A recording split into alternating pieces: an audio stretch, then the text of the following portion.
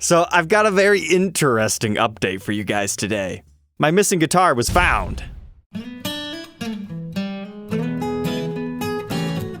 Welcome back, Troglodytes, to your daily dose of guitar information, the Trogly's Guitar Show, miraculously found by Mr. Michael Hansen here. So let's do our due diligence here. Does this look like the same guitar? Yeah, there's not that many 93 Les Paul Customs that look like this one with the gold Bigsby and was part of a limited run in 1993 with the Clusen tuners looking all weird and everything. This is definitely the exact same guitar. So naturally, when you find a guitar that went missing on its way to you, you have some questions for the seller. So I said, hi, where did you find this guitar? I purchased this exact one on Reverb earlier this year and it was lost by the postal carrier after clearing customs in Chicago. I've been hoping they would find it, but I guess you have it, so that's not the case. And then he got defensive about it. I think he was thinking I was trying to take this guitar from him, like I have a police report in my hand or something. Maybe I could have worded that message better. Look at this text. You could read that as, where did you find this guitar? I purchased this exact guitar on Reverb earlier this year from a seller in Japan and it was lost. So maybe that's how he read it instead of my very friendly, happy voice. So he says he purchased this guitar at a USPS auction. It was acquired 100% legally. Okay, so what that likely means is somehow the label got ripped off this box, either conveniently or by accident, and that's how it was considered lost and then eventually went to an auction site. But poor guy, his eBay username suggests that he buys from these auctions a lot, and based on his responses to me, this is probably not the first time that somebody has found one of their missing items for sale by him, and I'm sure some people aren't as nice as I am about it. I was curious, where is this auction at? I might like to check it out because it could be useful for the future. The seller was located in Georgia, of all places, so it definitely traveled a little bit from Chicago down to there. And then he's saying, I'm not obligated to tell you where the auction was. I think he's just trying to keep it for himself. That's where he gets guitars at auction, so that's how he makes his money. Okay. But then he says, I'm more than welcome to get law enforcement involved. And that's where I'm like, hey, buddy, I'm not trying to accuse you of anything. I was just curious how it made it to Georgia. All right, I'll go ahead and buy it. So that's what I did, and now let's finally unbox this thing. So I'm honestly not entirely too sure how long this was actually on eBay, because I kind of waited to make that lost video to give, the post office a fair chance in actually finding it. But after about 4 months, I'd given up hope, and that's exactly when this happened. So let's see, was all this worth it for this guitar? Because I'll be honest, when I got my insurance payout on this thing, I thought I would never see it, and I was kind of over it, but oh, wow. Wow, that is gorgeous. This is so strange. A 90s Les Paul Custom is not supposed to look like this. I am glad this now has a little bit of an extra tail to it. Because if having a blue quilt top on a 93 Custom wasn't unique enough, now we've got the whole, it was lost in transit, then purchased again. But look at this top, it's so active. Lots of times quilt tops aren't super active with their effect of how they move. Because if you get it too quilty, it just kind of becomes stagnant. A good example of that is this 1983 Gibson Les Paul Special I used to own. And normally I don't really like Bigsby's, and this thing is a boat anchor. It's heavy, but it's such a fascinating color. I definitely want to keep this one in my collection now. I really love these Clusen style tuners. You don't normally find that on a Custom, but it kind of harkens back to the original 50s Les Pauls. But now check out the back. It's got an awesome color to it. Seeing the 90s wood grain underneath a blue finish is just so exotic. Some other guitars around this period in time that had a similar finish were like the Studio Light series. You could find a blue one of those. But this is now starting to give me blue Les Paul Artisan vibes, the one that we had checked out in this episode. And that's mainly due to being able to see this mahogany wood grain underneath that blue finish. They've got an interesting grain fill that really contrasts the colors. But while we have this here, let's do a little bit of history on 90s era Les Paul Customs. What makes a 90s Custom different from, say, a 70s or 80s one? This is pretty much the birth of the modern day Custom. The first couple of years in this decade still have the blockier Gibson logo, very similar to what you'd find in the late 80s, but it's around 1993 when that starts to switch over. Now, it's not an exact date, and sometimes you can even find the modern headstock style veneer as early as 1991-ish on examples like the Super 400 Les Paul Custom. That was considered a new premium feature at that time before they all got switched over.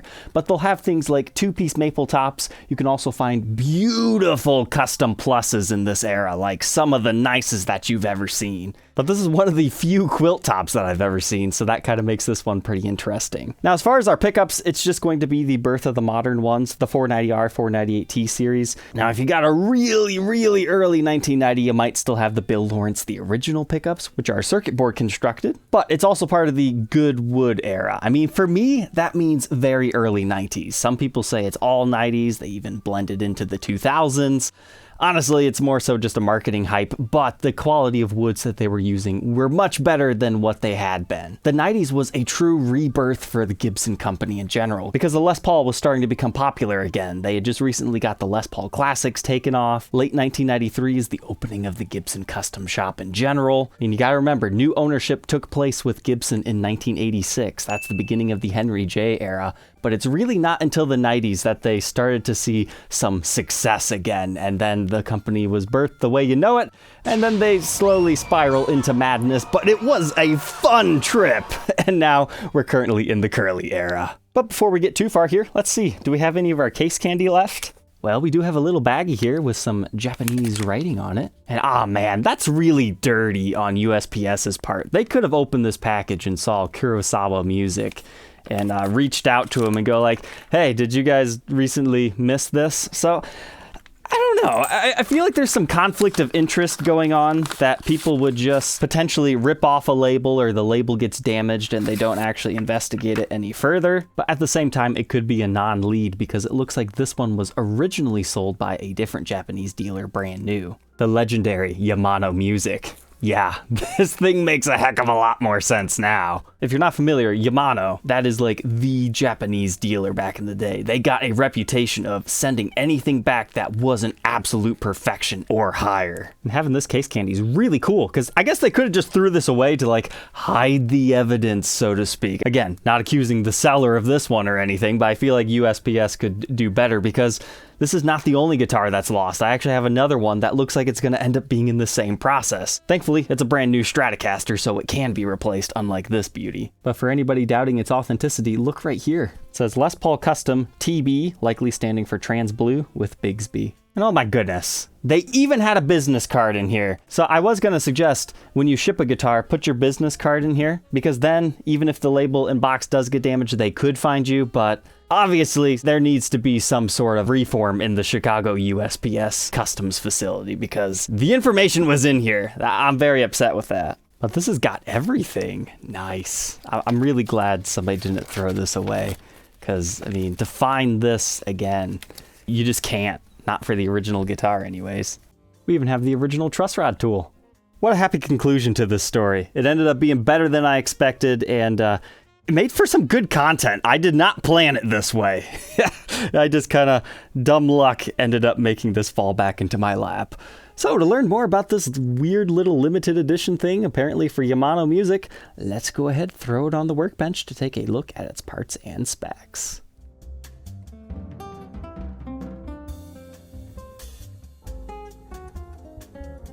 Inside our blue custom here. So technically, with this being a limited edition run of guitars, they could have had anything in here pickup wise.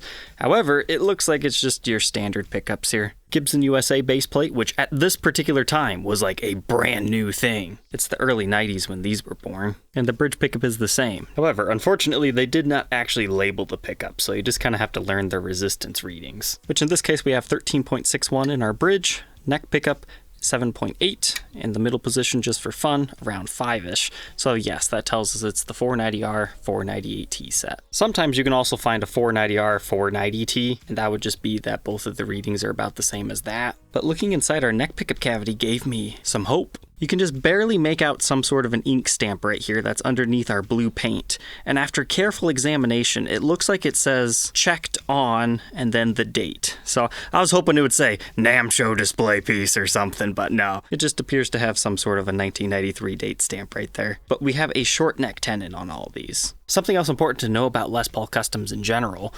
They were all Gibson USA made, same production line as all the standards and classics, things like that. It wasn't until the custom shop opens in late 1993 that the specific reissue years get moved to the custom shop, but it's not until the early 2000s that the regular Les Paul Customs leave the regular Gibson USA production line and fully move into the custom shop. So that's around 2003-ish, if I remember correctly. But nothing too fancy in our bridge pickup cavity here. But you can see the vintage buffing compound, our maple top, and the mahogany body, which in this era, unless it was spec'd differently, likely has 9-hole weight relief, but you'd have to x-ray it to know further.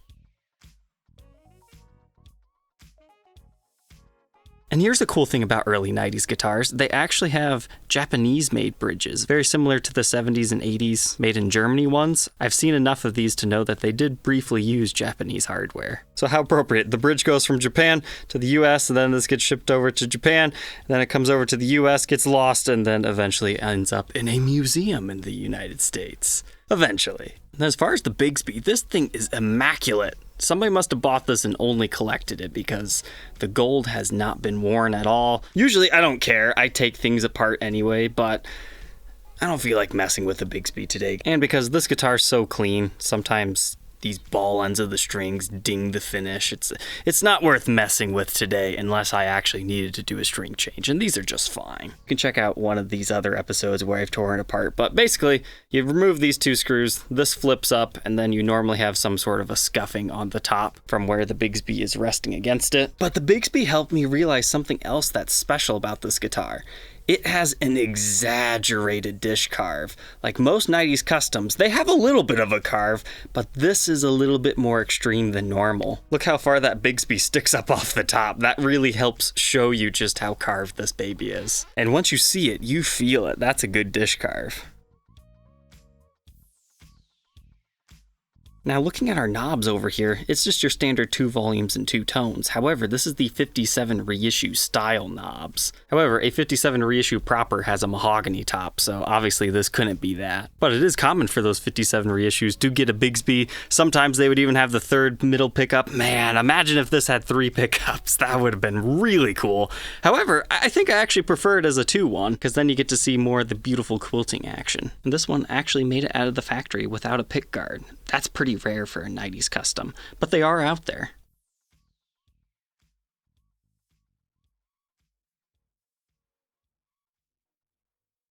Now, I was actually surprised to see there is quite considerable vertical finish checking on this one, but you have to see it in like this direct lighting situation. When you're just normally playing and holding the guitar, you don't actually notice that, so it's very shallow checking. And that dark blue color just helps hide all of it. But oddly, it's only on the treble side of the guitar. I do not see any of that over here. Not quite sure what that's about. Maybe this side of the wood had a little bit more moisture in it, because usually that's what vertical finish checking means. You had some sort of excess moisture or a bit of humidity damage, but the 90s was not the best era for that. A lot of times you can find headstocks just naturally start to flake off the finish, but thankfully we don't have that on this one. Actually, no, I spoke too soon about the finish checking. We do have the vertical finish checking up here too. It's just very, very faint. But as I was saying earlier, that's very common on these 90s models. It's when that starts to flake and bubble is when it starts to get a little bit ugly looking. So as long as this gets stored properly the rest of its life, it should be okay. Worst case scenario, you can refinish the face of the headstock, but make sure you document the process. Otherwise, people are going to blacklight it and then later go, uh-oh, there must be a headstock repair here somewhere. Why else would you refinish a headstock? Is what they would be thinking.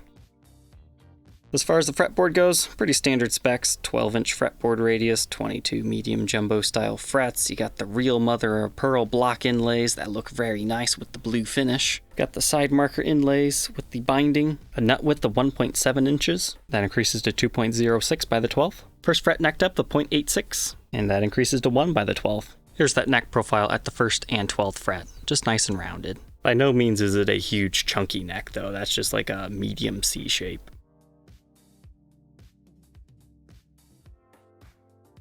Let's take a quick peek at our headstock. We've got the late 80s, early 90s style Gibson logo. I always love it. It's so blocky. But again, you can find both styles, modern and vintage, in the 90s. But you can see those lines around the custom emblem. That's just how you know it's real, unfortunately. And our truss rod is looking perfect on this one, and we can see the mahogany neck's bare color right there. And if you're wondering what this stuff is, that's likely the glue that they use to apply the veneer to the headstock. And here's our truss rod cover. Just your standard Les Paul Custom one. Moving on to the back, we find some really interesting stuff. So I was just telling you how Yamaha is well known for sending anything less than the best back. I'm surprised this one passed their quality standards. Maybe they discounted it or something, because there's a little bit of a goof up with our CNC machines back here. So first look at the control cavity. It looks okay, right? Put on your back plate and nope, it looks like somebody bumped the routing machine as it was going and then it just kept doing its thing. You have quite a considerable lip right here. I've been noticing modern day Gibson has been having this issue again too. But it also happened on our circle toggle switch. This one's not as noticeable, but you can see it's just a little bit big right there. But it does make it quite easy to get the plate off. But then there was another surprise in our control cavity. So our pots do indeed date to 1993. Looks like this one is the 25th week. But then I saw this. What on earth is the ground wire doing to that pot? Usually Gibson grounds off to the bridge through a little channel right here. So I was scratching my head and I was thinking, did they ground it off to the bottom strap button? Then, oh, it's a Bigsby. That makes complete sense. You need to ground that thing off. So that's kind of cool. Factory Bigsbys in the 90s, apparently, they took the ground wire from here. As you can see, your typical little pinhole channel route. The edge of the guitar has a nice golden jack plate, strap button Bigsby combination back there, and your regular strap button up here. And hey, would you look at that? You got a little bit of flame figuring in the body in this lighting. You can also see all the wood grain. And I love the fact that we've got this mountain of ringage right here. 90s era customs have the wide binding in the cutaway, so not historic spec. And yeah, if you want to hide finish checking on a guitar, use a dark blue finish, because this really does have finish checking all over, but you have to be looking for it. Blue is such an awesome color when it's transparent on a mahogany body like this. It's even cooler when you have a maple guitar, like a maple neck or something, like check out a Les Paul Futura, because then the maple will be a different color and be more of a greenish hue. And in fact, you can see a little bit of that phenomenon right over here on the side wing headstock. That piece of mahogany that they used over there was a lighter color, so that's why it looks green. I just love that wood grain, and you can see it beautifully in this lighting. That's awesome. Right here on the neck, you can see like some sort of a contamination within the finish. However, what I actually think that is the wood was a little bit of a different color right there, and then that just makes it look like that, because that is completely flush. But we'll have to blacklight this, because I suppose it could also be a touch-up.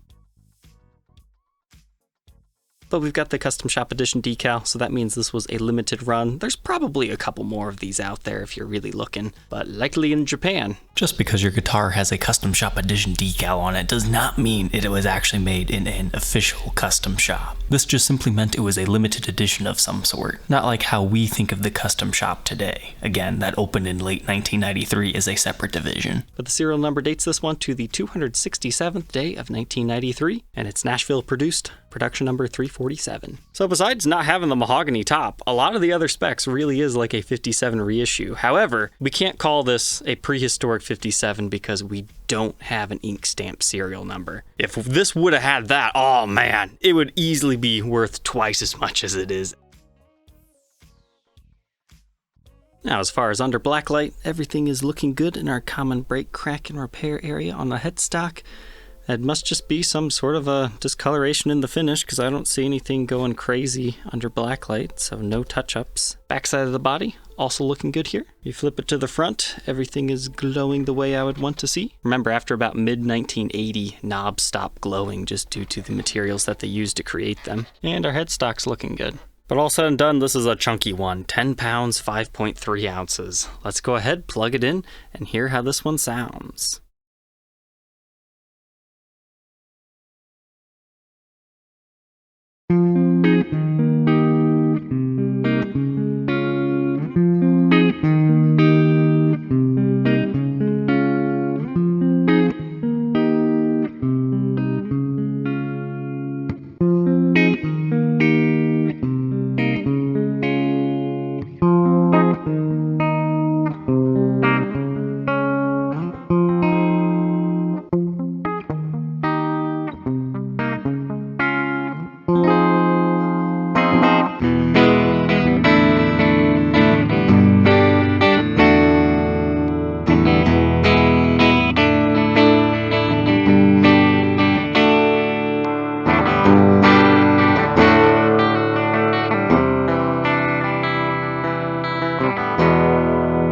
Alright, so we got some pretty basic Les Paul tones here.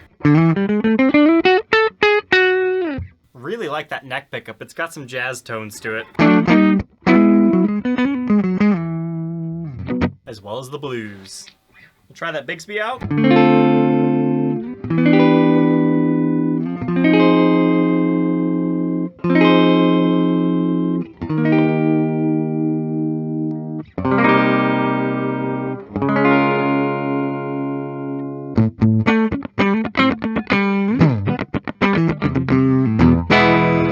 So dig in the neck. Bridge.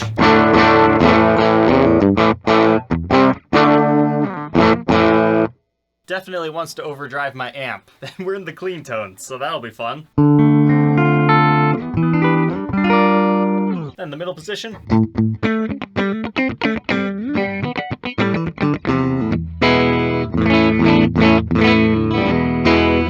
Nice and chimey.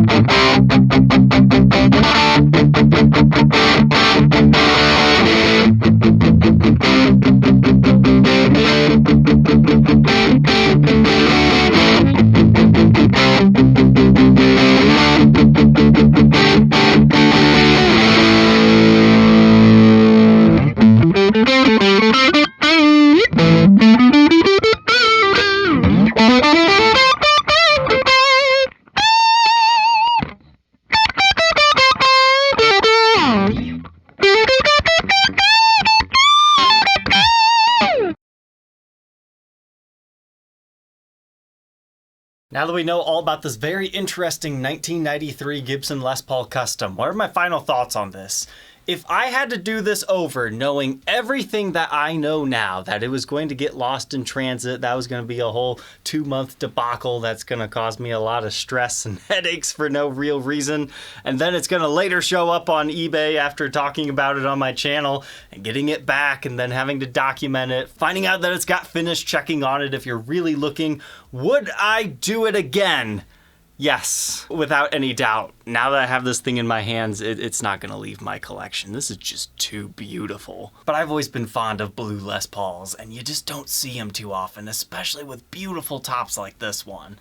I'm not a big fan of Bigsby's. I don't really see myself using it all that much. However, I mean, it's just a great Les Paul in general. Now, is it my favorite Les Paul I've ever played? No. Not necessarily, but it is a great example, and I like the neck profile. It's got a little bit more beef to it than some of the other ones that I have played. So, Troglodytes, I hope you enjoyed tonight's episode and the whole debacle of this guitar. I'm glad it's here.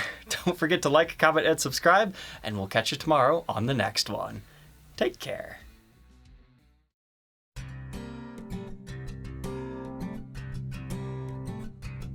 If you enjoyed tonight's episode, you might enjoy watching my blue Les Paul Artisan. It was a custom order done up in 1986. You can find that video here.